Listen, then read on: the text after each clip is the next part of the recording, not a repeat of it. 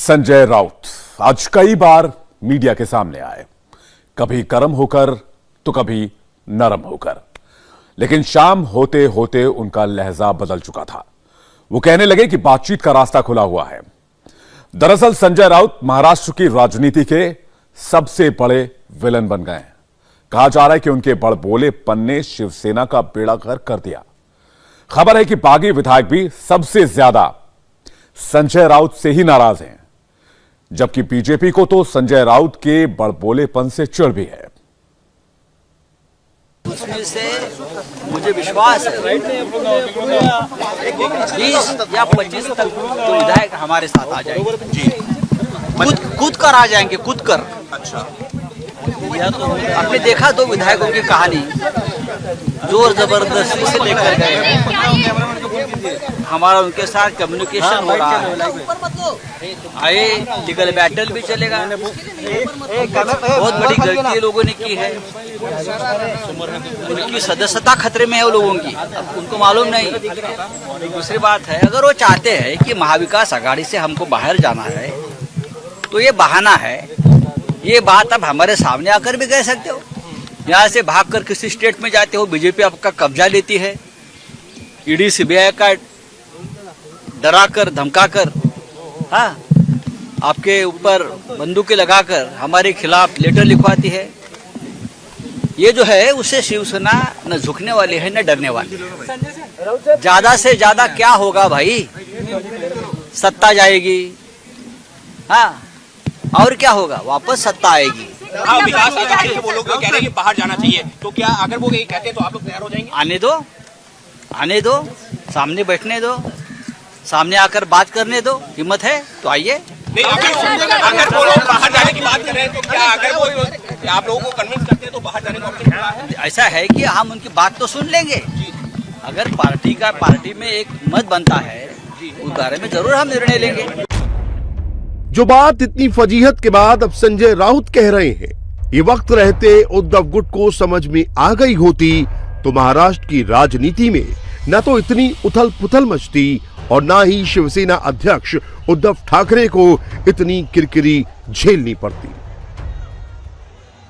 हालांकि इतना कुछ होने के बावजूद संजय राउत की भाषा में ऐंठन बरकरार है, जो निश्चित तौर पर एकनाथ शिंदे गुट के बागी विधायकों को रास नहीं आने वाली, क्योंकि कहीं ना कहीं बागी विधायकों के अंदर गुस्सा इस बात को लेकर भी है कि शिवसेना को इस मोड़ पर लाने के जिम्मेदार संजय राउत भी हैं, जो बातें कम जहर ज्यादा उगलते हैं।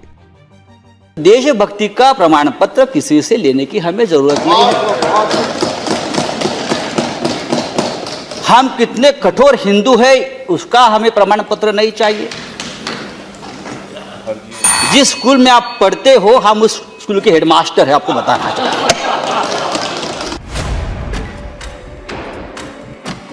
मुद्दा कुछ भी हो, सामने कोई भी हो, उद्धव ठाकरे के सबसे करीबी कहे जाने वाले संजय राउत का लहजा एक सा ही रहता है, जबकि पुरानी रवायत है, राजनीति में जरूरत पड़ने पर गधे को भी सिर पर बैठाने का चलन है। लेकिन अफसोस, बतौर फोटोग्राफर अपने करियर की शुरुआत करने वाले उद्धव ठाकरे कभी राजनीति को समझ नहीं पाए, जिसका नतीजा है कि बाला साहब ठाकरे की मृत्यु के बाद उन्हें शिवसेना में अध्यक्ष पद विरासत में तो मिल गया, लेकिन वो ना तो शिवसेना के मूल सिद्धांतों को समझ पाए और ना ही अपने पिता की तरह राजनीतिक समझ डेवलप कर पाए। और पहले ही मौके में सत्ता साधने के लिए उन्होंने उस एनसीपी और कांग्रेस का हाथ थाम लिया, जिसका विरोध करते करते शिवसेना ने महाराष्ट्र में अपनी जमीन तैयार की थी। कहा जाता है कि उद्धव की इस राजनीतिक भूल के लिए कोई जिम्मेदार है तो उसका नाम है संजय राउत। ये जो लोग हैं, ईडी का करप्शन इस हद तक है, ये सब लोग ईडी के वसूली एजेंट बन गए हैं। और मैं ये बहुत दावे के साथ कहता हूँ, सब डेटा मेरे पास है, और मैं सबसे पहले प्रधानमंत्री मोदी जी को इस बारे में, जैसे वेंकैया जी को लिखा है, मैं मोदी जी को लिखूंगा, मैं अमित शाह जी को लिखूंगा, बाद में जानकारी यही जगह से आपको दूंगा। अमित शाह मोदी जी से मेरा ये निवेदन है, क्या यही आपकी डेमोक्रेसी है? आप इमरजेंसी के बारे में बड़े बड़े भाषण देते हो, अप्रोच करते हो, और ये आपकी एजेंसी। अरे हमसे लड़ो ना। जिस दिन मेरे रिलेटिव्स के ऊपर, मेरे दोस्तों के ऊपर रेड्स हो रही थी और इनोसेंट लोगों को पकड़कर लेके जा रहे थे, उस रात को मैंने अमित शाह जी को फोन किया था। 2019 का महाराष्ट्र विधानसभा चुनाव बीजेपी और शिवसेना ने मिलकर अपने सहयोगियों के साथ लड़ा था। बीजेपी ने जहां 144 सीटों पर अपने कैंडिडेट उतारे थे, तो शिवसेना 126 सीटों पर चुनाव मैदान में थी। लेकिन जब चुनाव के नतीजे आए तो शिवसेना मुख्यमंत्री पद के लिए अड़ गई, और यहीं से महाराष्ट्र की राजनीति में संजय राउत ने उस गठबंधन की व्यूह रचना कर दी, जिसमें आने से पहले ही एनसीपी अध्यक्ष शरद पवार ने यह कबूल कर लिया था कि महाराष्ट्र में एक बेमेल गठबंधन होने वाला है।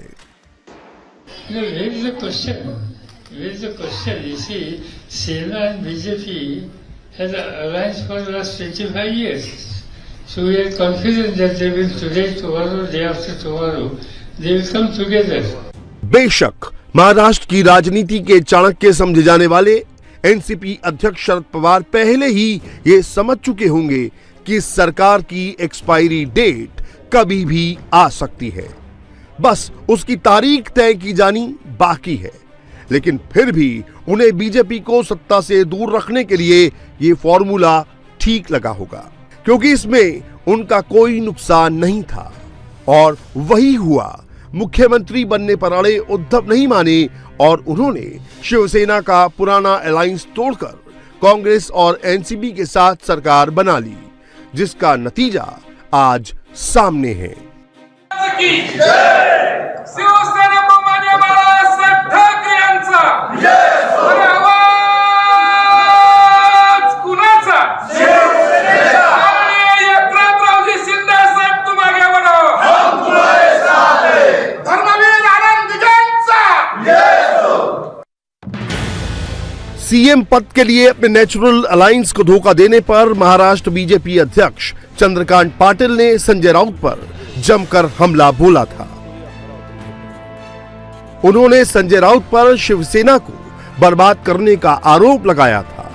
पाटिल ने कहा था कि जनता ने बीजेपी शिवसेना गठबंधन को जनादेश दिया था, लेकिन शिवसेना ने जनादेश का अपमान कर दिया। दरअसल संजय राउत पर उद्धव ठाकरे को गुमराह करने के आरोप लगते रहे हैं। सूत्रों के मुताबिक बालासाहेब ठाकरे की मृत्यु के बाद संजय राउत ने उद्धव ठाकरे के जरिए पूरी तरह से शिवसेना को कंट्रोल में ले लिया, क्योंकि उद्धव ठाकरे जहां राजनीतिक दांवपेच से अनजान थे, तो वहीं उनके पास गवर्नेंस का भी कोई अनुभव नहीं था। और इसी का फायदा उठाते हुए संजय राउत ने उन्हें सीएम पद का लालच देकर गुमराह कर दिया और शिवसेना को उसके नेचुरल अलायंस पार्टनर से दूर कर दिया, जिसका असर यह हुआ कि मजबूरी में शिवसेना के विधायकों ने बाला साहब के नाम पर सरकार को अपना समर्थन तो दे दिया, लेकिन जब उन्हें क्षेत्र के विकास के लिए फंड या किसी मदद की जरूरत होती तो बीमारी का हवाला देकर उन्हें उद्धव ठाकरे से मिलने नहीं दिया जाता। और शिवसेना के बागी विधायकों का ये दर्द शिवसेना अध्यक्ष उद्धव ठाकरे के नाम लिखे गए इस खुले खत से समझा जा सकता है। शिवसेना विधायकों के लिए आपका दरवाजा हमेशा बंद रहता था। आप इन विधायकों की सुनते नहीं थे, वहीं शिंदे हमेशा विधायकों की सुनते थे और आगे भी सुनेंगे। कल वर्षा बंगले के दरवाजे सचमुच जनता के लिए खोल दिए गए। बंगले पर भीड़ देखकर खुशी हुई। पिछले 2.5 साल से शिवसेना विधायक के तौर पर हमारे लिए ये दरवाजे बंद थे। हमें ऐसे लोग चला रहे थे जिन्हें लोगों ने नहीं चुना था। ये लोग विधान परिषद और राज्यसभा के माध्यम से आए थे। तथा कथित चाणक्य हमें हराने और राज्यसभा और विधान परिषद चुनाव की रणनीति तय करने का काम कर रहे थे। इसका परिणाम सिर्फ महाराष्ट्र ने देखा है। संजय राउत अपनी मुंहफट जुबान और उलूल जुलूल ट्वीट्स के लिए भी बेहद मशहूर है। जिस नेचुरल अलायंस के नाम पर महाराष्ट्र की जनता ने शिवसेना को वोट दिए, उसी सहयोगी पार्टी के खिलाफ संजय राउत हमेशा ही हमलावर रहे। चाहे ट्वीट हो या बयान, वो हमेशा ही मीडिया की सुर्खियों में रहने का कोई ना कोई जरिया ढूंढ ही लेते थे। देश की फाइनेंशियल कंडीशन, अर्थव्यवस्था इस तरह से चरमराई गई है, मुझे लगता है आने वाले दिनों में श्रीलंका में जो हो रहा है उससे भी बुरी हालत हमारे देश की सड़कों पर अगर हो गई तो मुझे डर लगता है। महाराष्ट्र की मौजूदा राजनीति में किनारे लगा दिए गए उद्धव ठाकरे गुट की अहमियत अब ना के बराबर रह गई है। कुर्सी जानी तो तय है ही, पार्टी हाथ में रहेगी या नहीं, सवाल इस पर भी उठ रहे हैं। लेकिन इतना कुछ होने के बावजूद उद्धव कुछ नहीं कह रहे हैं।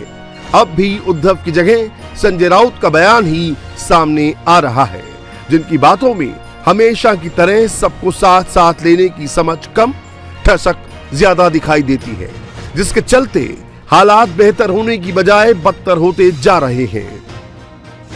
देखिए, तारीख देने दो, फ्रस्ट्रेशन है। अब ये 4 राज्यों में जो चुनाव है उसके नतीजे आ जाएंगे 10 मार्च के बाद, उनके बाद सरकार गिरेगी। फिर लोकसभा के चुनाव आएंगे, उसके बाद सरकार गिरेगी। हमको गिराते गिराते खुद गिर गए। अक्सर अपने बयानों की वजह से सुर्खियों में रहने वाले राउत का बयान आए दिन शिवसेना को कटघरे में खड़ा करता रहता है। अभी ज्यादा दिन नहीं हुए जब उन्होंने केंद्र सरकार पर केंद्रीय जांच एजेंसियों के गलत इस्तेमाल का आरोप लगाते हुए कहा था कि 48 घंटे के लिए ईडी हमारे हाथ में देकर देखिए, देवेंद्र फडणवीस भी शिवसेना को वोट करेंगे। उनके इस बयान पर खूब हंगामा हुआ था। विरोधियों के खिलाफ बयानबाजी हो या देश के संवैधानिक पद पर बैठे लोगों के खिलाफ आपत्तिजनक टिप्पणी, संजय राउत की जुबान कभी बंद नहीं होती। लेकिन शायद अब वो वक्त आ गया है जब अस्तित्व के संकट से जूझ रही शिवसेना को अपने इस बयान बहादुर की जुबान पर कंट्रोल का ताला लगाना ही होगा, वरना अंजाम सामने है। इंडिया टीवी हर वक्त हर जगह डाउनलोड करने के लिए सर्च करें India TV news Google play store या ऐप स्टोर पर।